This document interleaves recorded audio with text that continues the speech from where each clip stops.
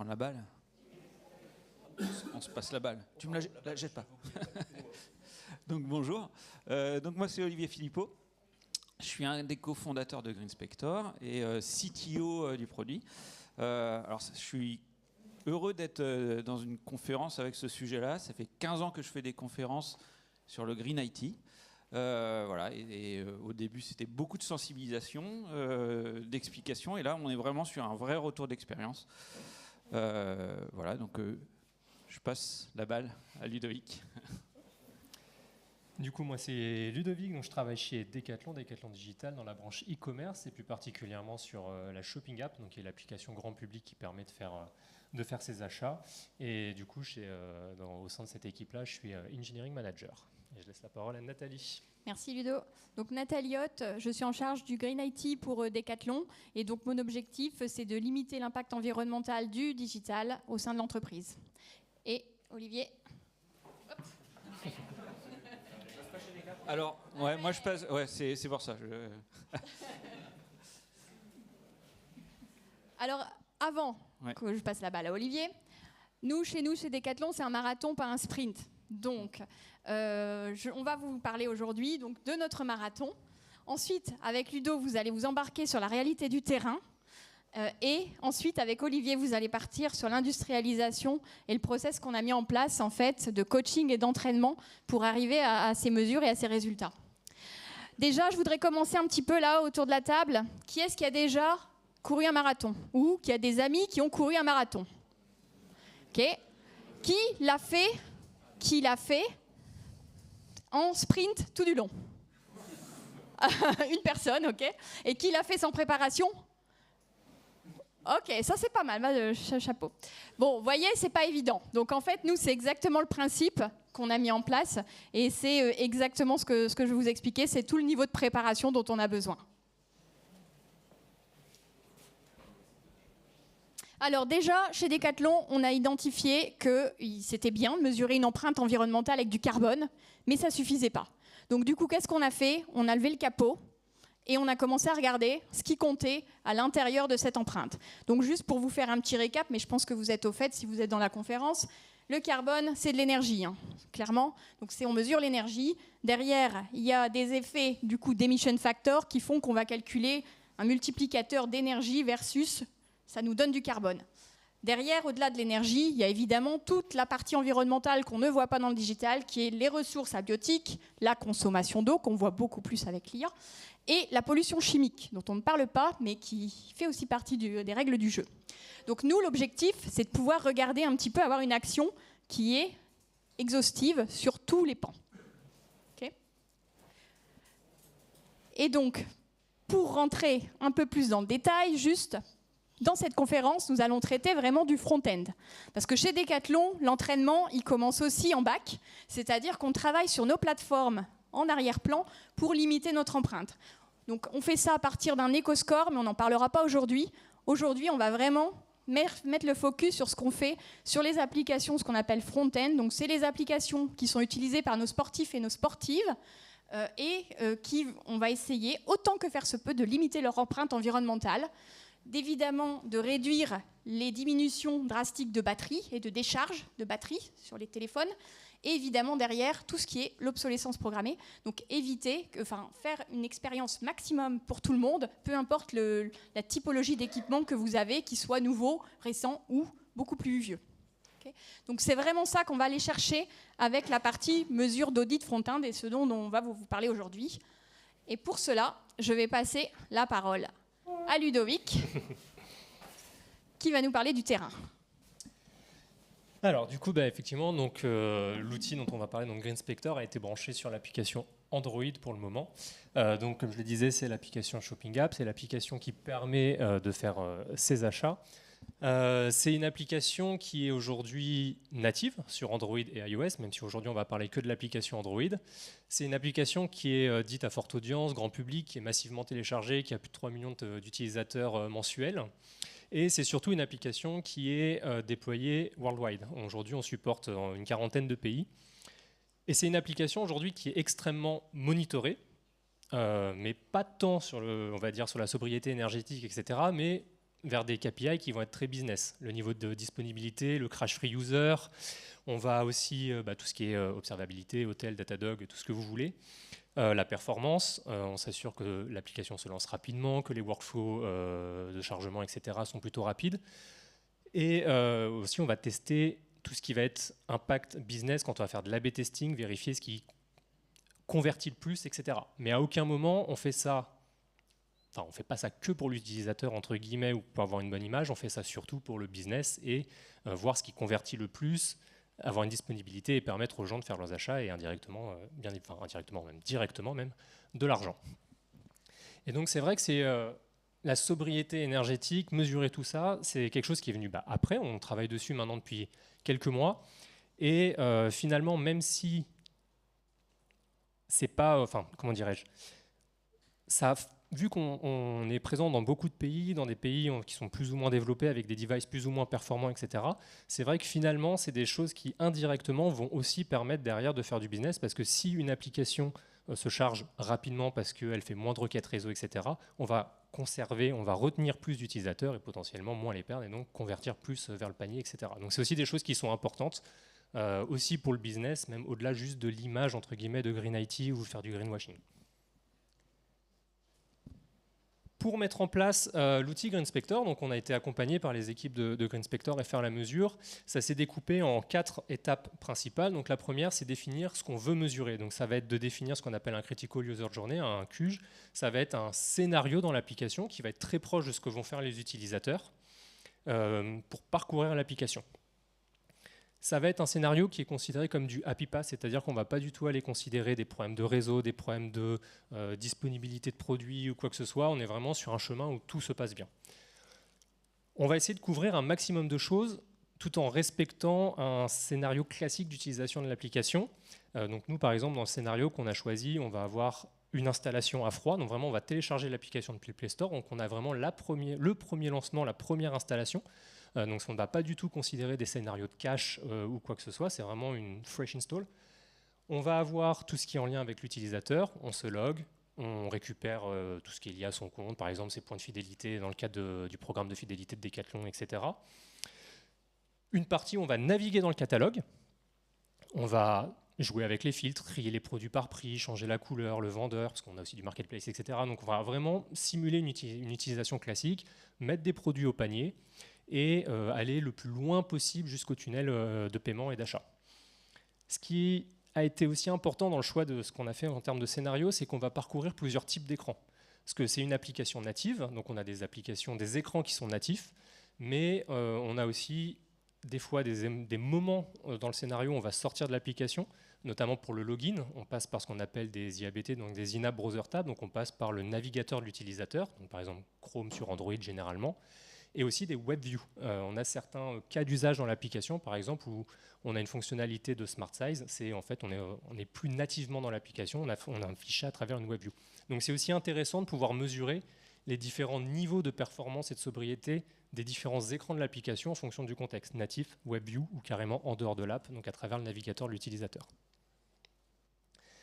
Une fois que ce scénario il est choisi, il est rodé, etc., il faut implémenter un script qui va permettre de faire parcourir l'ensemble de ces étapes. Donc ça se fait avec l'outil fourni par GreenSpector, donc qui est une DSL, Domain Specific Language, propre à GreenSpector.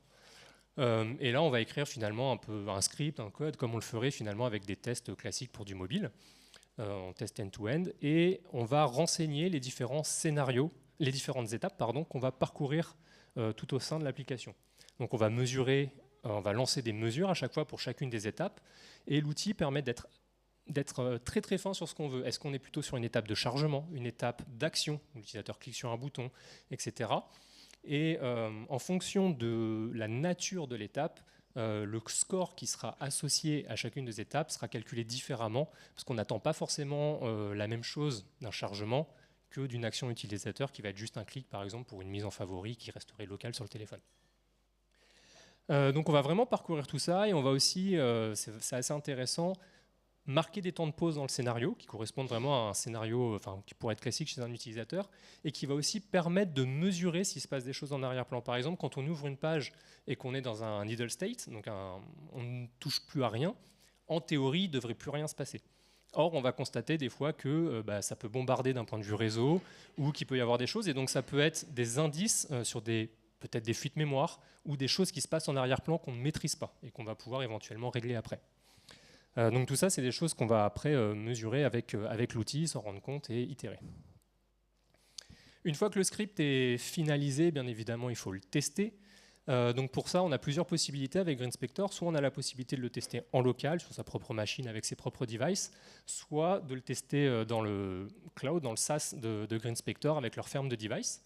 Ce qui est important, ça va être de pouvoir bien le tester, parce que classiquement, comme sur des tests, en première itération, on a tendance à faire du flaky. Quand on teste par exemple sur un Pixel 9 ou un grand device avec un grand écran, on pense que tel label est toujours visible et finalement quand on le teste sur un plus petit device, on se rend compte qu'il faut scroller, donc il faut itérer sur son script, sur son test pour éviter qu'il y ait du flaky. Et une fois que le script a été bien validé, c'est là où on va pouvoir se permettre de lancer les mesures. Au niveau des mesures, du coup, donc là c'est assez cool pour l'industrialisation en tout cas. C'est que GreenSpector nous met tout à disposition vraiment pour tout ce qui est mesure, c'est-à-dire que l'industrialisation à travers une CI, à travers une CD. Il y a plusieurs possibilités pour vraiment, si on veut le mettre en mode CI, donc Continuous Integration, on a la possibilité de pousser carrément son binaire, donc par exemple ici un binaire Android, à l'outil GreenSpector pour qu'il fasse les mesures sur un binaire spécifique. Ou alors, comme je le disais tout à l'heure, on a aussi la possibilité de dire à l'outil de télécharger depuis le Play Store directement le binaire qui serait en production du coup sur le Play Store. Côté nous, Shopping App, aujourd'hui on fait le choix de laisser l'outil GreenSpector télécharger le binaire sur le Play Store. Pourquoi ? Parce que, on va en parler juste après au niveau des scores, on n'est pas encore, on va dire, dans la recherche de non-régression. C'est-à-dire qu'aujourd'hui on est encore dans l'étape où on a un premier score, on a des actions, je vais en parler juste après, concrètes pour améliorer ce score, mais on n'est pas encore à l'étape où, par exemple, on a une certification de la part de GreenSpector, bronze, argent, or, peu importe, et dans laquelle, entre deux mises en production, on chercherait à ne pas avoir de régression pour ne pas passer de or à argent ou quoi que ce soit. Donc, vu qu'on n'est pas encore à ce stade-là, nous, on fait le choix de ne mesurer que les binaires qui sont sur le store. Et ensuite, donc, ce qui est vraiment bien avec leur outil, c'est que tout est scriptable finalement. Donc, on a la possibilité, ici, on voit, on a fait, nous, côté Shopping App, un petit GitHub form, qui nous permet de renseigner, avant de lancer la mesure, le numéro de version de l'application. Donc ça, c'est vraiment pour de l'interne, parce que ça télécharge quoi qu'il arrive le binaire sur le store. Le device sur lequel on souhaite exécuter la mesure dans la ferme de device de GreenSpector. Et des options. Donc nous, aujourd'hui, on n'en utilise qu'une seule, qui est le thème sur lequel on souhaite faire tourner notre application. Parce que l'application Decathlon, elle a le thème light, le thème dark, le thème sombre et le thème clair. Et donc, à chaque fois, on va lancer les deux mesures. Donc, tout le parcours utilisateur en thème light, tout le parcours utilisateur en thème dark. Et on va pouvoir, comme ça, comparer les scores. Donc, on a vraiment tout ce qui est à disposition pour mettre ces choses en place. Et on arrive après avec des scores qui sont disponibles, du coup, sur le SaaS de GreenSpector. Donc, ça, aujourd'hui, c'est les scores qui sont disponibles pour l'application Android. Donc on voit effectivement un score global qui est la moyenne finalement de 3 scores sur 3 piliers différents. Donc le temps d'affichage, l'énergie consommée et les données réseau. On se rend compte effectivement que le thème dark, le thème sombre, est effectivement moins énergivore que le thème light. C'est vraiment quelque chose qu'on a pu constater sur la Shopping App. C'est vrai qu'on l'entend partout que le dark c'est moins consommateur que le blanc. On ne l'avait jamais mesuré, et là, effectivement, on passe en termes d'énergie 16 sur 100 à 28 sur 100. Donc on a encore beaucoup de progrès à faire sur la partie énergie, mais on voit déjà une différence assez importante. Et après, on se rend compte aussi qu'entre deux itérations, ce n'est pas non plus une science exacte. Pourquoi ? Parce que là, c'est exactement la même version de l'application qui a été testée, juste en dark et en light, et on n'a pas le même score nécessairement sur tous les piliers, et notamment le pilier réseau. Et normalement, le thème de l'application ne devrait pas avoir d'impact sur les données réseau. Il n'y a aucune raison qu'on envoie plus de requêtes quand on est en thème dark qu'en thème light. Donc on voit bien qu'il y a aussi une part des fois d'aléatoire sur des SDK qu'on ne maîtrise peut-être pas. Par exemple, tous les SDK d'analytics, Des fois, ils font de l'event batching, ce genre de choses. Et peut-être que dans le cas du scénario Dark, il y a de l'event batching qui s'est déclenché en fin de scénario, qui ne s'est pas déclenché sur le thème light pour une raison X ou Y, et ce qui fait qu'on peut avoir des scores parfois un petit peu différents. Mais l'ordre d'idée est quand même bien saisi et bien représentatif. Une fois qu'on a ces scores, sur la plateforme, on va avoir des choses beaucoup plus détaillées, bien évidemment. Donc pour chacun des piliers, donc les données réseau, le pilier énergie et le pilier temps d'affichage, on va pouvoir aller regarder en détail le résultat de chacune des étapes. Donc ça, par exemple, c'est ce qui concerne la Shopping App. Donc j'ai mis volontairement les étapes les moins bien notées, donc celles qui sont considérées comme beaucoup trop lourdes. Et immédiatement, donc les scores sont pondérés en fonction de la nature de l'action. De la nature de l'étape. Load, action, ça ne va pas être mesuré de la même façon. Mais ici, on peut voir du coup des choses assez intéressantes, comme par exemple que notre pire étape, c'est le chargement de notre formulaire de login. Malheureusement, on ne pourra rien y faire côté Shopping App. Pourquoi ? Parce qu'on n'est pas dans l'application au moment où on est en train de se loguer. C'est un IABT, donc un In-App Browser Tab, donc on est dans le navigateur web. Donc on charge une page web, on n'est même plus dans le processus de l'application, techniquement, on est dans Chrome. Donc malheureusement, on ne peut rien y faire, à part collaborer avec les équipes login pour tenter de faire baisser le CSS, j'en sais rien, le HTML, la structure, etc. Mais moi, à mon échelle, je ne peux pas y faire grand-chose. On peut voir aussi des fois des choses intéressantes. Par exemple, là, le pause native checkout, on voit que c'est très mauvais alors que je suis censé être en pause, donc je suis censé être en idle. Donc après, toute la complexité, ça va être d'analyser ce qui s'est passé. Est-ce qu'il se passe des choses en arrière-plan ou est-ce que c'est un faux positif parce que mon script, par exemple, a mal été fait ? Bon, là, en l'occurrence, c'est moi qui avais mal fait le script. Mais ça met quand même, on s'oblige à se poser la question. Et donc, on va aller étudier les choses. Et par contre, on peut voir des choses très concrètes. Donc, le load home, c'est notre page d'accueil, par exemple. On voit qu'elle est très consommatrice en réseau. Pareil pour la PDP, c'est la Product Detail Page, donc la page de détail d'un produit. Et le add to cart aussi, qui est assez surprenant, c'est juste le fait d'ajouter un élément au panier, un produit au panier. On voit que c'est très consommateur. Donc en tout cas, c'est sur ces éléments-là après que nous, on va pouvoir aller creuser un peu plus spécifiquement dans le code ce qui se passe avec du Proxyman, enfin du man in the middle pour regarder les requêtes, combien ça pèse, etc., etc. Et effectivement, de ces premiers scores, on en a déjà sorti des actions concrètes. Donc par exemple, on a, nous, côté e-com, chez Decathlon, un SDK d'analytics maison qui fonctionne un peu comme du Google Tag Manager, sur lequel on n'avait pas implémenté jusqu'à maintenant d'event batching. C'est-à-dire qu'on avait un événement analytics égale une requête réseau. Et ce qui fait que quand on navigue sur une page, on pouvait avoir parfois jusqu'à 3-4 requêtes réseau d'un coup juste vers la plateforme d'analytics, parce qu'on avait le screen view, donc je rentre sur la page, j'envoie un event. Je suis dans un A/B test, je le renseigne, j'envoie un event. Je scroll ou je clique sur un bouton, j'envoie un event, et donc facilement on pouvait envoyer beaucoup d'événements, beaucoup de requêtes HTTP sur un seul écran. Donc ça, c'est la partie plugger notre application à GreenSpector qui nous a motivé à implémenter de l'event batching. Donc l'event batching, c'est je regroupe l'ensemble de mes événements en local, et quand j'en ai par exemple 5-6, je les envoie d'un coup. Donc je ne fais une seule requête réseau plutôt que 5. Ça nous a aussi motivé à supprimer d'autres outils d'analytics. En fait, on avait des doublons parce qu'on a notre outil maison et on avait aussi des outils du marché type Firebase Analytics, ce genre de choses. Et donc, on a justifié le fait d'essayer d'aller chercher une certification bronze, par exemple, sur GreenSpector pour supprimer des outils natifs, par exemple. Donc, quand je pense natifs, par exemple, Firebase Analytics, parce que ça faisait du doublon finalement avec notre outil maison. Et par exemple, sur les 3 étapes que j'ai citées jusqu'à maintenant, on est en train d'investiguer sur comment on peut améliorer les choses. Par exemple, sur la home, on a une longue série d'informations. C'est une page qui peut scroller. On sait que les utilisateurs ne vont pas systématiquement en bas. Donc, on est en train, par exemple, de réfléchir à mettre de la pagination sur cette home pour optimiser ce qui est envoyé.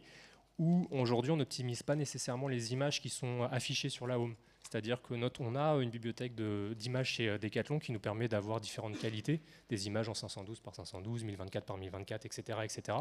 Aujourd'hui, alors j'ai plus exactement le détail en tête, mais on utilise systématiquement les images qui font 2000 pixels par 2000 pixels, même sur des écrans qui feraient 1000 pixels. Donc ça ne fait pas forcément sens. Donc ça, c'est des choses qu'on peut optimiser. Et pareil, par exemple, pour la page de détail, on va faire plusieurs requêtes réseau à l'affichage de la page de détail pour, par exemple, charger ce qu'on appelle les produits recommandés ou les produits similaires qui ne sont affichés à l'utilisateur qu'après clic sur le bouton « Ajouter au panier ». Donc ça veut dire qu'on télécharge des informations, on fait des requêtes réseau pour des informations qui ne seront peut-être jamais affichées à l'utilisateur.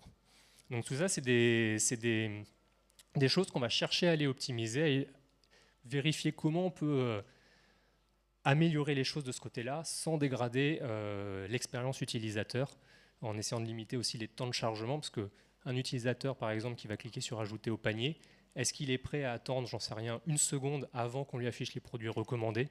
Voilà, c'est des questions qu'on va aussi se poser avec des UX researchers et compagnie pour améliorer notre sobriété énergétique sans compromettre l'expérience utilisateur.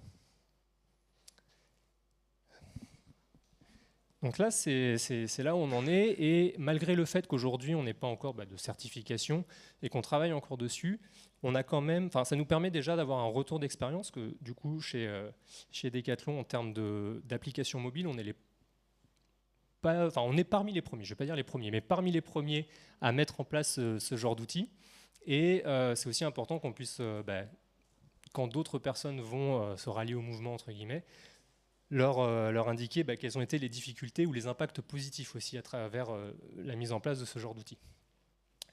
La plus grosse difficulté aujourd'hui avec ce genre d'outils, c'est que on veut mesurer ce qui est en production.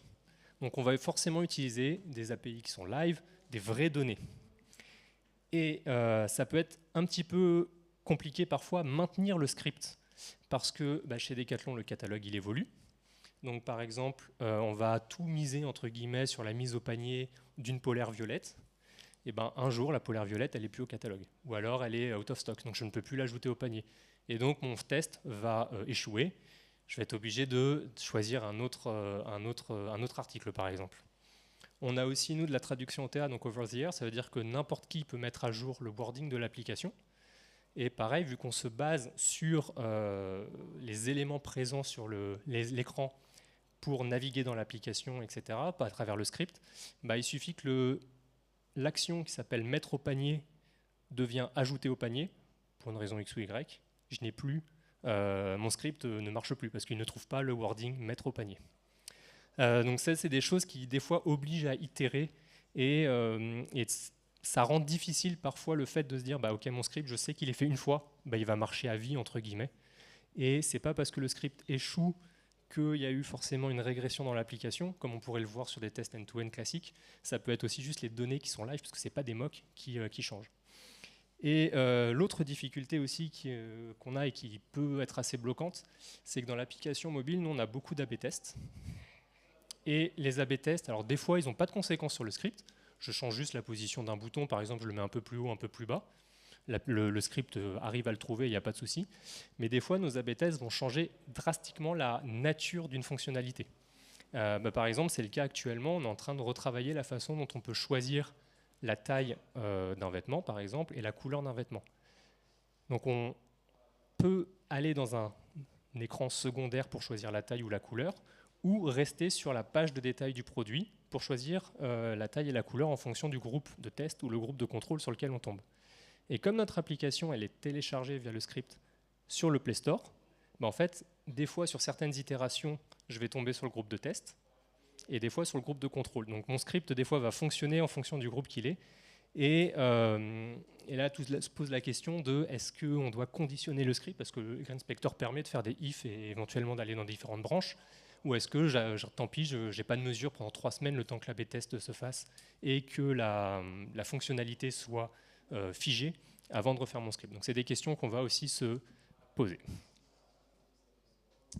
On a aussi des effets positifs, c'est-à-dire que vu que le script se base sur toute l'arbre de sémantique UI, en fait, ça nous a permis aussi d'améliorer notre accessibilité, puisqu'on avait des fois le script échoué parce qu'il ne trouvait pas des éléments à l'écran, et donc ça nous a permis aussi d'améliorer notre accessibilité. Et aussi, on a eu de la détection de bugs, c'est-à-dire qu'on l'a fait tourner sur des devices dans la ferme de devices de GreenSpector. Le script échouait, Et en fait, c'était des bugs dans l'application, malgré le fait qu'on ait des tests manuels, des tests auto, qu'on n'avait pas détectés chez nous. Et ça nous a permis effectivement de détecter des bugs. Donc au-delà du côté sobriété énergétique, ça nous permet d'améliorer d'autres aspects de l'application. Et pour terminer, parce que je prends trop de temps, donc les objectifs pour nous côté Shopping App, on n'est pas si loin de ça de la certification bronze, parce qu'on a 43, 46 en fonction du thème sur 100. On peut espérer une certification à partir de 50, donc on est en train de travailler sur ça pour espérer avoir une certification bronze d'ici la fin de l'année sur l'application Android. Et là, sur le 3e trimestre, l'objectif, c'est de faire la même chose avec l'application iOS, donc la brancher et pouvoir itérer sur l'application iOS. Désolé. Je veux parler dans la balle à chaque fois. Je vais faire un sprint pour finir. Alors, Ludovic a très bien parlé de l'outil, donc moi je ne vais pas parler de l'outil. Je vais plutôt aussi parler de ce qui est intéressant aussi, c'est par rapport à l'outil, c'est l'industrialisation de cette démarche. Et effectivement, le but, nous on est équipementier, on vend un super outil qui permet de faire de la mesure, des battements de cœur, de la vitesse. Après, je ne sais pas, vous, les gens qui ont fait un marathon ou qui ont couru un peu le dimanche, est-ce que c'est votre montre qui a fait que vous avez fini le marathon ? En fait, non, pas forcément. Ça vous a aidé à finir la course, à vous donner le bon tempo, mais c'est qu'un outil. Donc, humblement, nous, on n'est qu'un outil qui va s'installer. On aime bien utiliser le framework Calms, qui est utilisé dans le DevOps. Donc, c'est un framework sur 5 piliers. Et le Dev GreenOps n'est rien de plus qu'une extension du DevOps. Et on peut appliquer tous ces principes. Culture, automatisation, amélioration, mesure, sharing. Donc on va voir tous ces piliers et on va voir comment, effectivement, dans une équipe et comment, au sein de Decathlon, on applique ça pour avancer dans cette culture Dev Green Ops. Effectivement, c'est pas facile à dire. Alors déjà, la culture... Decathlon a déjà une culture du green. Nathalie le pousse très fort, voilà. D'autres personnes a une culture du DevOps, mais le Dev GreenOps, c'est en tout cas avec la mesure, on passe de la théorie à la pratique. C'est-à-dire qu'on commence à mesurer des choses, on peut avoir des idées, des intuitions, mais quand on commence à mesurer, effectivement, il y a des choses qui sont nouvelles et faut y aller. Donc le premier truc que se disent les équipes, c'est oh là, c'est un nouvel outil, est-ce que je vais pouvoir l'utiliser, qu'est-ce que ça va donner? Donc nous, on arrive avec l'outil et pour acculturer, dans le sens où on va utiliser l'outil avec les équipes, enfin pour les équipes, et c'est ce qu'on a fait. On a déjà, avant d'arriver sur cette expérience, fait un audit sur 2 applications, donc un petit check-up médical pour voir si effectivement Decathlon allait pouvoir continuer, si les équipes aussi allaient pouvoir prendre l'outil. Ils ont vu des diagnostics, ils ont vu que c'était intéressant et donc ils sont partis, ils ont dit on peut faire le marathon. Donc ça, l'acculturation, c'est important. On a vu aussi l'automatisation, c'est important dans le DevOps, mais dans le Dev GreenOps aussi. Pourquoi ? Parce que si je commence à utiliser mon téléphone ou mon PC pour évaluer l'impact environnemental ou même la performance de son application, on ne sait pas, le téléphone du développeur, ce n'est pas celui de l'utilisateur. Derrière, il peut y avoir des choses qui tournent et on ne sait pas ce qu'on va mesurer. On va aussi le faire parfois pas régulièrement, quand on a le temps. Et donc on sait que si on fait des mesures qui ne sont pas automatisées, et quand il y aura un bug de prod ou quand il y a des choses comme ça ou d'autres priorités, on ne va pas le faire. Donc c'est vraiment important de l'automatiser et aussi d'avoir des mesures précises. Parce que si on automatise un parcours, ce qu'on voit, c'est qu'on peut le lancer plusieurs fois et on peut mesurer précisément. Par contre, il y a des freins. On a vu instabilité, côté nous, des scripts qui étaient, même si c'était simplifié avec le DSL, c'est du scripting à faire. Et donc là, ce qu'on a fait sur l'automatisation, c'est qu'on a mis dernièrement à disposition ce qu'on appelle un test builder qui va simplifier cette automatisation, un peu un GPS qui va remonter des éléments. Donc là, c'est en cours de déploiement et ça va vraiment... Le but, c'est sur ce pilier automatisation d'aller plus vite parce que l'objectif pour les équipes, c'est de ne pas passer du temps sur le green. C'est-à-dire qu'on a déjà beaucoup de contraintes, sécurité, maintenabilité, fonctionnalité. Donc cet axe-là, on doit aller vite. mais on doit le faire, il est vraiment obligatoire pour la culture Dev GreenOps. Pareil, le Lean, on apprend. Alors nous, on apprend par rapport à l'usage, par rapport à des équipes, mais aussi la sobriété, c'est... au-delà de ça, ça fait très longtemps, ça fait 20-30 ans qu'on ne mesure pas le code, qu'on ne mesure pas, on va dire, qu'est-ce qui se passe en termes d'énergie. Et quand on commence à mesurer, on va s'améliorer, on ne connaît pas les bonnes pratiques, on va les trouver. Donc cette culture de l'amélioration, elle est vraiment importante dans le green. Et encore plus actuellement où les pratiques changent et où les fonctionnalités changent. Donc on va s'améliorer comme ça. La mesure, c'est aussi l'axe, c'est vraiment l'ADN de GreenSpector. On fournit une mesure précise et indépendante. Alors précise parce que si on fournit pas, si votre montre GPS dit que vous êtes à 10 km/h alors que vous êtes à 12, vous vous entraînez sur des données qui sont non réelles. Donc ça, c'est important d'être précis. Indépendante, nous, on ne prend pas parti pour une techno, pour une équipe. Ça peut être des choses qui sont l'UX, ça peut être des choses qui sont vraiment du dev, d'un SDK. Donc c'est vraiment une indépendance et une mesure.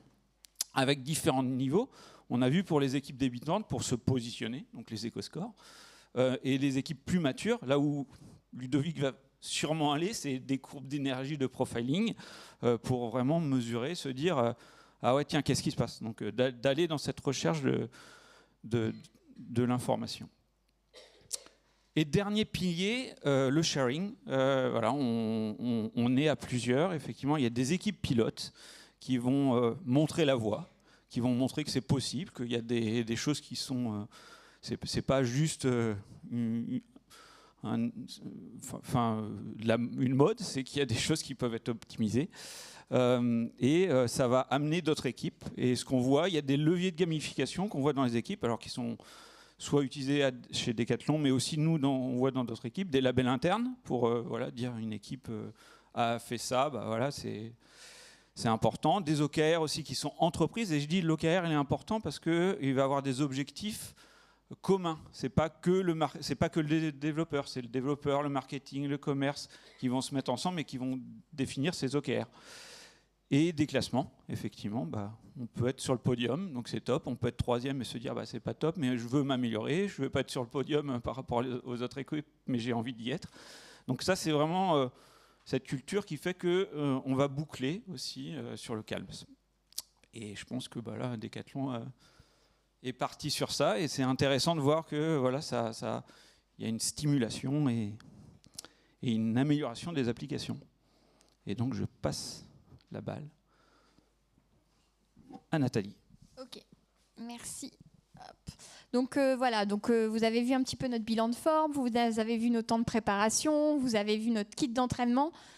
Donc en conclusion, vous avez compris pourquoi je vous disais au début c'est un marathon, pas un sprint, même si on a fait un peu sprint sur la presse, mais n'empêche que il y a des grosses étapes. On est vraiment sur une démarche du coup assez profonde. Aujourd'hui, on a plusieurs équipes et plusieurs applications que vous devez connaître puisqu'ils sont dans les stores qui se sont embarqués du coup dans cette aventure, dans cette épreuve sportive.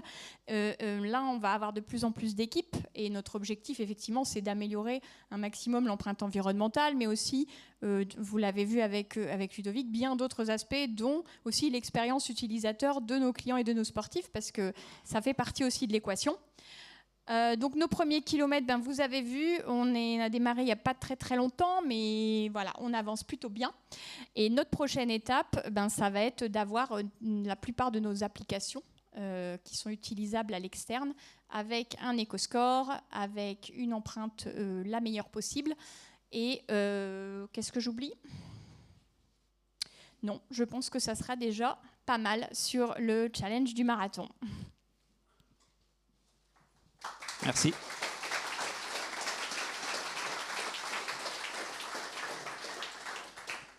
Donc, en fait, ce qu'on est en train de faire, c'est ni plus ni moins que de transformer une culture du digital. Vous devez sûrement être un petit peu au courant que la culture du digital, elle a parfois un problème de sobriété.